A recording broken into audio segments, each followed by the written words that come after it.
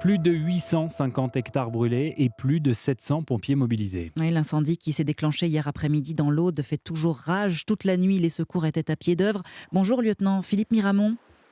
Oui, bonjour. Merci d'être en direct avec nous ce matin sur Europe 1. Vous êtes chef de service prévision au SDIS de l'Aude. Quelle est la situation ce matin ?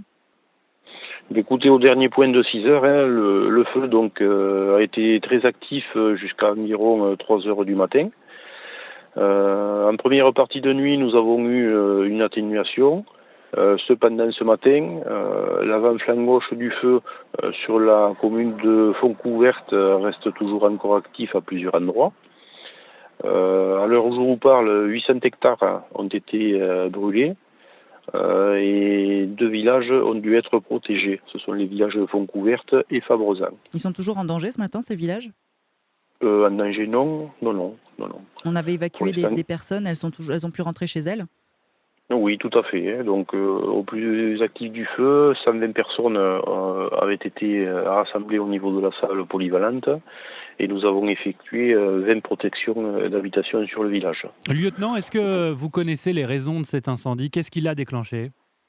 Mais là, une enquête est toujours en cours par les forces de l'ordre. Nous savons dès les premiers appels que le feu était parti en bord d'autoroute, sur l'autoroute A61, juste sur le bas-côté. Donc la piste privilégiée, j'imagine, c'est un jet de mégot par la fenêtre ? Oh, et, une de ces pistes, effectivement, sont explorées à l'heure actuelle par les services de l'ordre. Après, une enquête définira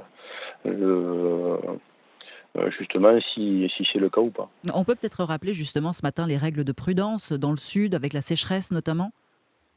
Oui, tout à fait. Donc, en termes de règles de prudence, c'est d'une part un message à tous les automobilistes, d'une part d'éviter de jeter les mégots par les fenêtres, ça c'est la première chose. Et puis dans tous les massifs forestiers que nous avons dans la zone sud, tout ce qui est barbecue, grillade ou autre sont à exclure dans tous ces massifs, puisque nous sommes à une période assez sèche à cette période de l'année, et depuis quelque temps, nous avons malheureusement pas eu de fortes pluies significatives. Merci Voilà. beaucoup, lieutenant Philippe Miramont du SDIS de l'Aude, qui vous étiez en direct avec nous sur Europe.